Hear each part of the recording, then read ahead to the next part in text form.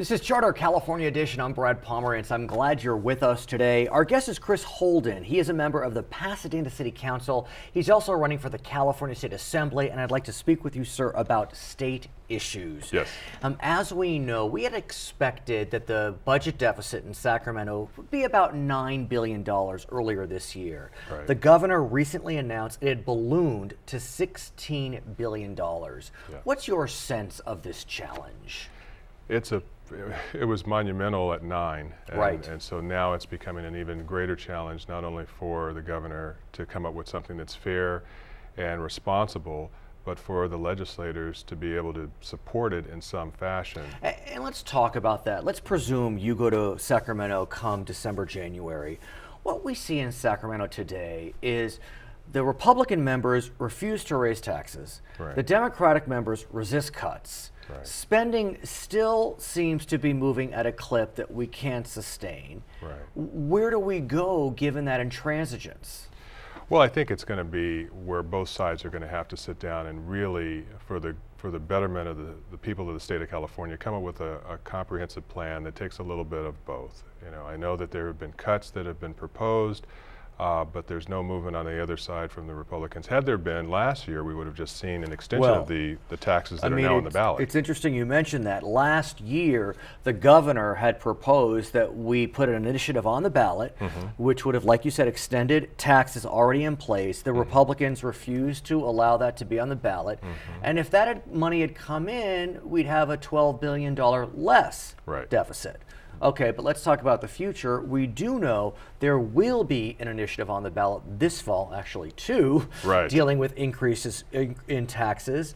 Let's talk about the governor's proposal. Yep. His proposal on the ballot come November would increase sales tax by $0.25 cents for 4 years, increase income taxes on the higher income earners for 7 years. Right. What do you think of that proposal? I think it's a smart, reasonable proposal. I think what it does is it at least generates revenue that can be used to not only carve out a portion for education, but to make sure that other parts of the general fund budget are going to be addressed as well.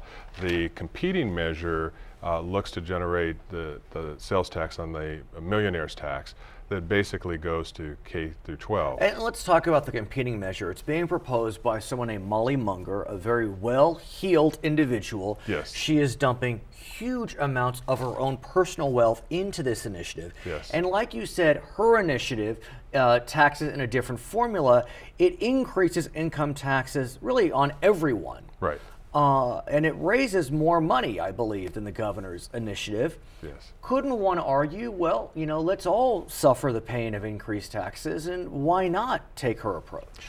Well, because it's just it's targeted towards education, K through 12, and so it doesn't address community colleges or higher education, and I think that's a major flaw in it.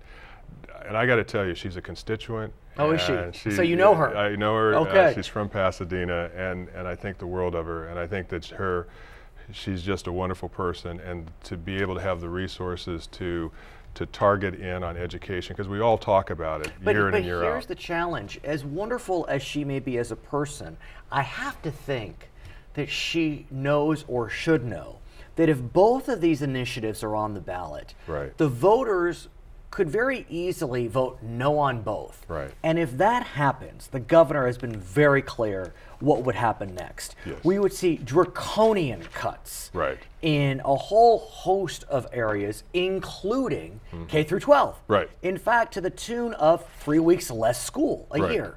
Right. Yeah, no, I agree. I think so how wonderful is she? Well, you know, it's politics in the sense of trying to find a solution to a problem that has been plaguing us for so long in terms of seeing cuts, reductions year in and year out, and then I think it just became a point of saying enough is enough. The problem, though, is that now, unfortunately, is not the time to try to get everything that we need for K through 12 and restore us back to 2006 levels this year.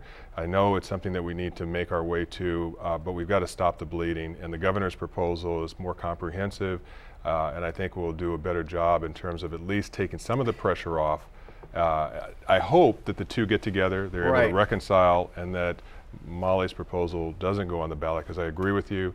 If two measures are on at the same time asking the voters to do these important things, they may become just, you know, a pox on both your houses and say no to both. We also know that recently a small company named Facebook went public. Right. And we know that many of the individuals who will benefit from that IPO live in California. Right. And as a result, they will pay significant capital gains Right. on the boom that is Facebook. Right. I hear that that number to the California coffers could top $1.5 billion. Now, amen for that. Yes. But that really goes to the question of how we tax. And California traditionally has been impacted dramatically by bust and booms because we rely so heavily on capital gains, high-income wage earners. Right. Should you arrive in Sacramento, would you look toward reforming our taxing system? Because both Democrats and Republicans agree it's not working. Right. Yes, I think it's very much appropriate for us to take a look at it, to revise it. There are a lot of areas that we're probably going to need to take another look at and see if there's a way to do it smarter, more efficiently, and maybe it's just archaic systems that need to be dissolved, and we need to look at how our economy and how our society has changed over the decades, and we need to put something in place that's more responsive to the needs. I also want to talk about a perception that is out there, and that perception is that Sacramento is wasteful, that government is wasteful. In some ways, that flies in the face of reality. Our general fund, for example, today is 10% smaller than it was 5 years ago. Right. We are spending less than we did 5 years ago. Right. At the same time, while revenues came in $3.5 billion less than expected, and which is why we have this bigger deficit, Right. we did spend $2.1 billion more. Yeah. And it does seem as if we have a spending problem. Yeah. I mean, the Republicans have really sung that refrain for quite some time. And so, what to do about spending? Well, some of it is, I agree, there is an area that we need to look at in terms of spending and how we allocate the dollars, but we're putting it, when you see education spending reduced to the level that it has over the years and the cuts that have taken place there, what are we spending it on? Because education is one of our top priorities, and yet we're funding it at the bottom, and the results are showing that. Well, as you know, we spend more now on prisons than we do on education. Right. But I do think there is something to be considered when we look at efficiencies. And Yeah. I don't believe that you can find $16 billion of efficiencies. Yeah. But when do we get to a place where there really is a bona fide effort to try to pull away all the excesses, or some of the excesses? I don't know how many excesses there are, Yeah. but it's frustrating. It's No, really frustrating because I think there's something there. Yeah. Maybe not as much as your friends on the Republican side would say, Yeah. but I agree. I mean, I think, quite frankly, it's not going to come from all cutting. It's not going to come from raising taxes exclusively. It's going to come from a more comprehensive approach that looks at a little bit of both. And then the third area is investment. We have to look at how we can better invest in bringing businesses and growing certain types of business in California that will create jobs. well, we know the regulatory environment has been quite a challenge in California. Sure. Many nonpartisan observers have said we have a toxic regulatory environment. Right. On the taxing side, I think the evidence suggests that we're pretty middling. Right. But on regulation, we have challenges. We have challenges, but we also have to start looking at what are the best fits for our state in terms of businesses that meet our goals and objectives. Chris Holden, I want to thank you so much for joining us. He is a member of the Pasadena City Council. He is running for the California State Assembly. When we come back, we'll be speaking with one of his colleagues from the San Gabriel Valley, speaking with the mayor of Glendale, Frank Quintero. My name is Brad Palmer, so we'll be right back on Charter California Edition. At the peak of California's budget crisis in 2009, how large was California's budget deficit? 25, 42, 45, or $52 billion? California's budget deficit peaked at $42 billion in 2009. Welcome back. It's Charter California edition. As I said, we're speaking with Frank Quintero. He is the mayor of beautiful Glendale. And as you may know, 3 cities own and operate the Bob Hope Burbank International Airport, Pasadena, Burbank, and Glendale. Why don't you explain for us that formula? And then I want to talk about some exciting things happening at the airport. Well, thank you. Thank you for having me. I love your program. Thank you. Watch it that. on a regular basis. You're very kind. Yes, it was originally a Lockheed terminal. Before that, it was just a private airport. So when Lockheed began their move out of the Burbank area, the 3 cities formed a joint powers agreement and began to operate the airport with a private company that does all of the actual administration. I want to talk to you about the success of Burbank Airport, Bob Hope Airport. We look at our friends in Ontario, and the Ontario airport is really struggling. They say it's because LA World Airports doesn't treat them well. They're the stepchild. I don't know. But what I do know is passengers are way down at Ontario, yet Burbank continues to thrive. Why?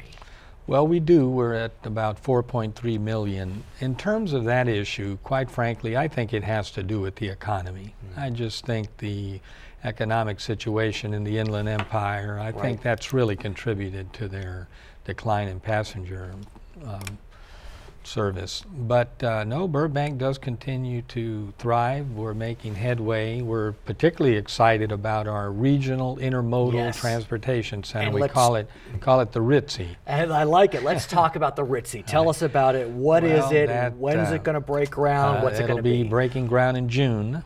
It is a 5-story facility, and it combines.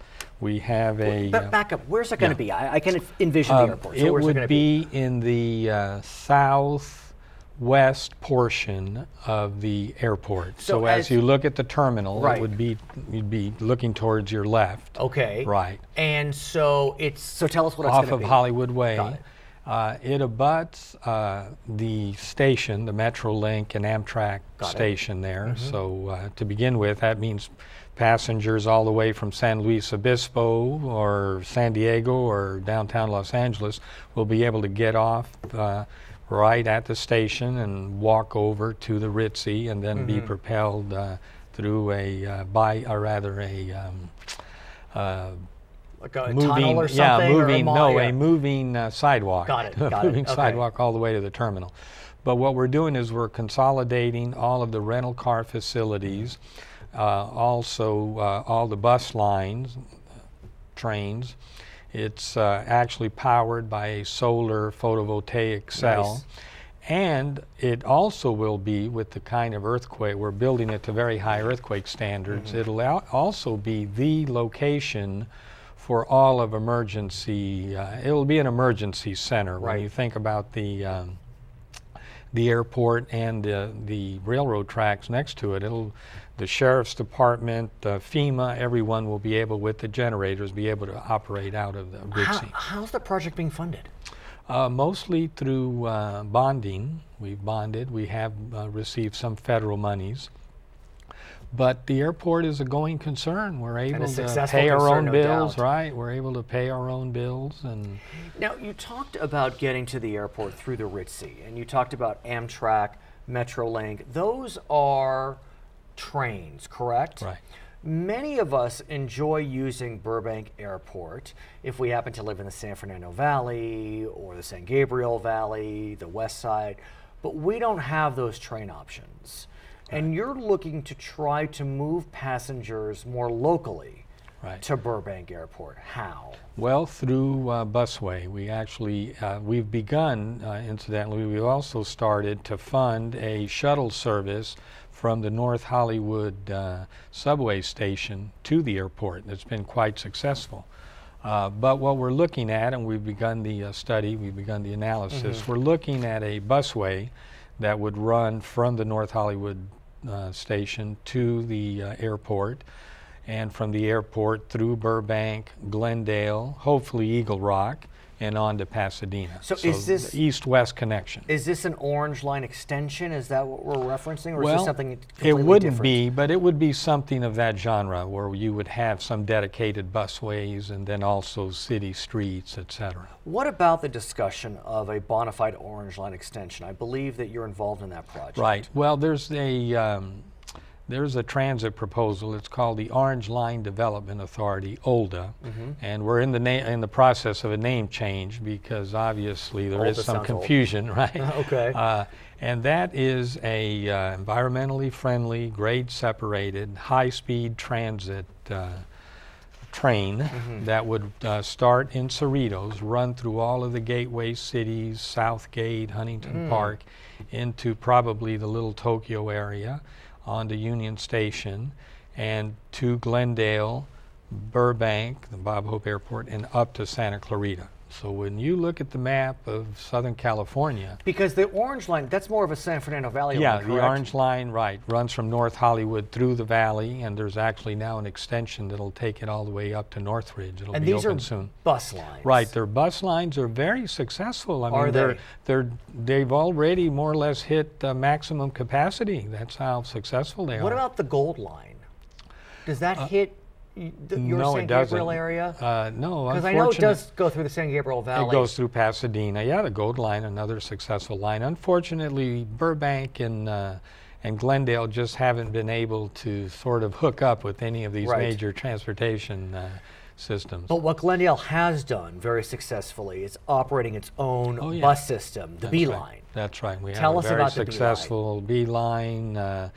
They're basically all CNG buses, compressed natural gas buses, so they're quiet. They're also very fuel efficient, and of course, environmentally, they're absolutely the best.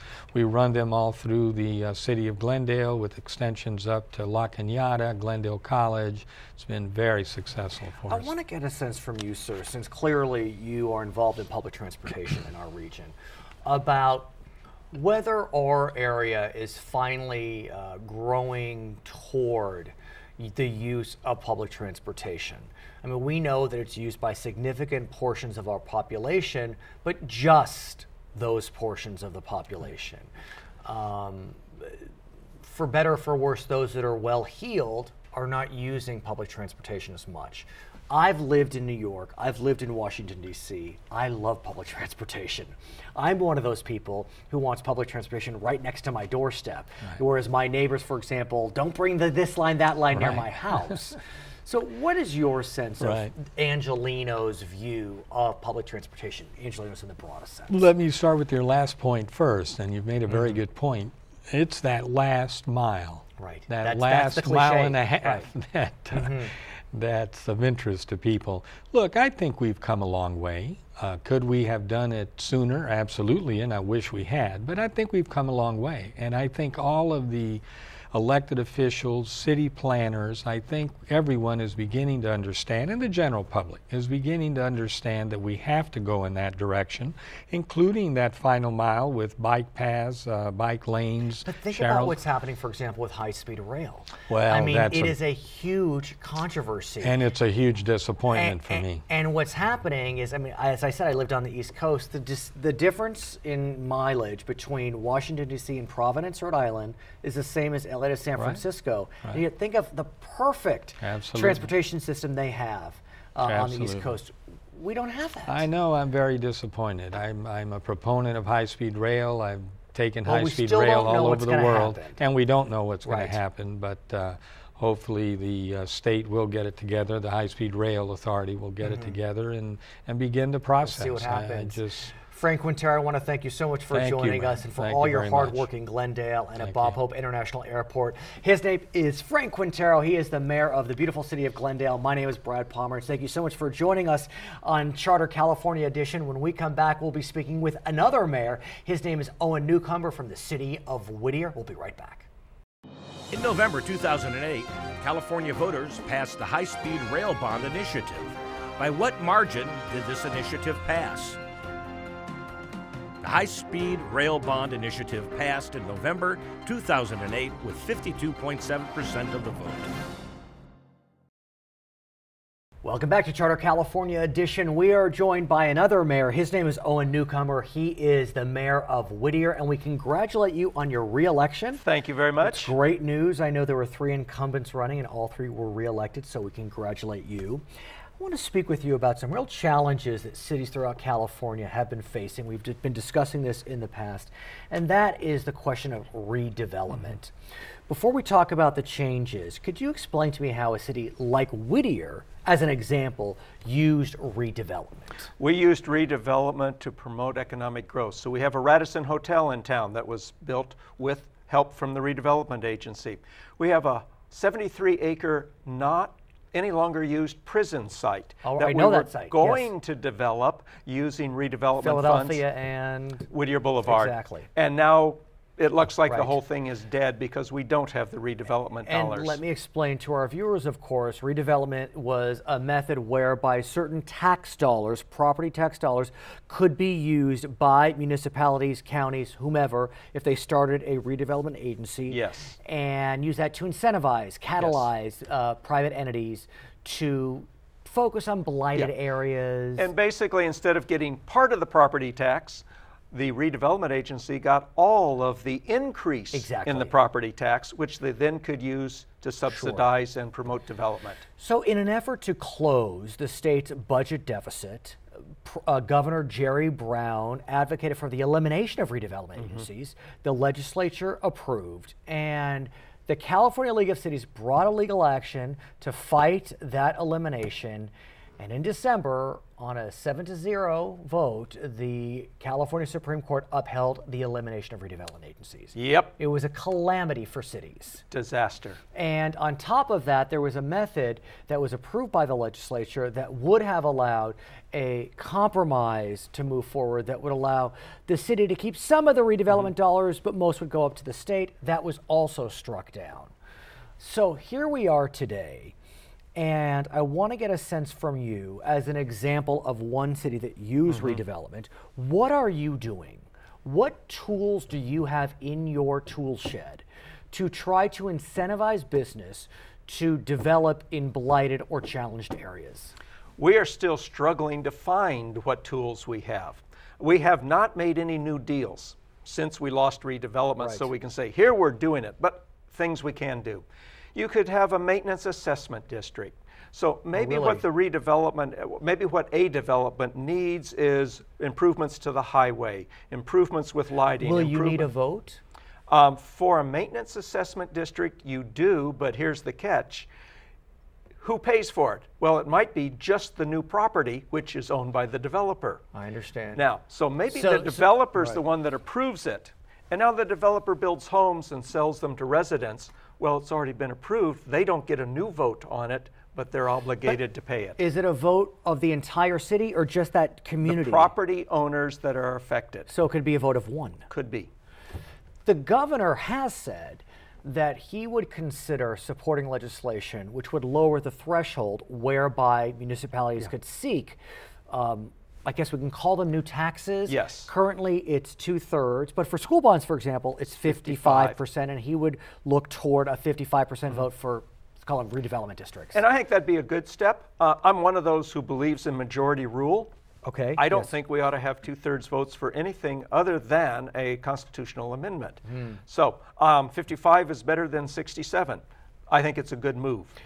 But that's a long-term solution. We also know that over the last few months, there had been discussions about trying to create some state scheme to keep redevelopment alive in some form, be it focused on affordable housing. Right. But now we see the state's budget deficit has ballooned to $16 billion, and part of the way that the governor's proposing to close that gap is leftover redevelopment dollars. Basically, 2 weeks ago, I would have been somewhat optimistic that there'd be legislation that reinstated the housing portion of the financing system, and optimistic that the State Department of Finance would be sympathetic in interpreting what's an obligation that you already have. And the reason you say that, let me explain. Because under the law, cities, redevelopment agencies, even though they no longer exist, you can continue on projects that are already in the pipeline. Yes. And so what you are saying is you are hopeful that the Department of Finance would interpret that broadly. Yes. To allow you to keep projects going. Obligations cannot be done away with, so we still get money to meet our obligations. So the issue became, how flexible are we in what an obligation is? And what do we know? I mean, well, since the bad figures with what the state's facing, the Department of Finance is not at all sympathetic as they might have been 2 weeks ago. So do you? So it's hard. We're going to lose even more money than what we thought our worst case scenario was. But do you have projects in the pipeline still? We have hopes in the pipeline. So it's projects, maybe obligated? No. Well, here'd be an example of a project that is in the pipeline and is not at issue. We have a low and moderate income housing development that's already, it's up to the third story already. That's not in question. That's an ongoing project. There's no risk for that one. Please. But the Nellis, we had a developer who had entered That's the old prison. escrow with the state, because the state owns the prison, to buy it based on $42.5 million purchase price and the developer's assumption that a certain amount of money would come from the redevelopment agency. And with that, they could afford $42.5. Well, that money from redevelopment won't be coming, and the odds are that deal is done. It's gone. And so that one that we had hoped for, that we were in the process, and since they were in escrow, we didn't have a contract with them, though. It's dead. It's interesting. There were many cities, I don't know if Whittier was one of them, I believe Los Angeles was, in anticipation of the elimination of redevelopment, they fast-tracked approvals, and the state is trying to unwind some of those, even though arguably there is an obligation, there is a contract. And so it gets messier and messier as we march down. It does. Fortunately, Whittier did not take that tactic, but yeah, it's a messy setup. I do want to go back, though, to this 55%, because as I look at the landscape, it seems like that is the last best hope. Go to your voters, who generally have been quite generous. I mean, you may know in November 2010, I believe that voters passed 40 out of 53 bond measures in California, some of them by 2/3. So voters tend to be generous, especially when it's local bonds. There has been a little more support, and especially if you can tie it, this is for. Exactly. And they can see and weigh, yeah, I think that's a good thing, I'll pay the money. Now, how that would work for development, would you have to wait till you had a specific development? And then go for the vote to fund it? I doubt that. I doubt that. But I haven't heard much chatter about this dropping to 55%. Where is the California League of Cities? I mean, one could argue they were the ones that caused this debacle because they supported Prop 22, which prevented the state from raiding from local governments, and that's what precluded the compromise from surviving judicial scrutiny. We certainly have our problems. That's a long discussion of the cause-effect. The 55% vote is out there. It's not a priority at the moment. Why? Long-term. It's too long-term. We're looking for solutions that we can implement in the next few months as opposed to years down the road. Do you have an enterprise zone in your city? We do not. Because that tool is still alive. Can you apply for one? I mean, is that, I know we haven't looked into it. I don't know if that's because we don't have the ability or whether it's simply, well, we got other priorities that we are focusing on. And some of the other things, get back to the question, we could still share sales tax as an incentive. We don't get any more sales tax than we used to, and we only get the 1 penny out of all of the sales tax, but we could still share some of that as a way to go. What property tax we do, we could still share. It's just now, I mean, in Whittier, we get 7% of the $1 property tax, and thus we could share 3.5 cents of it, where before we were getting 60 cents. And 1/8 in those. So there's still areas. Those, but obviously they limit greatly what you can do. Owen Newcomer, thank you so much for joining us. He is the newest mayor of the city of Whittier. My name is Brad Palmer. Thank you so much for watching Charter California Edition.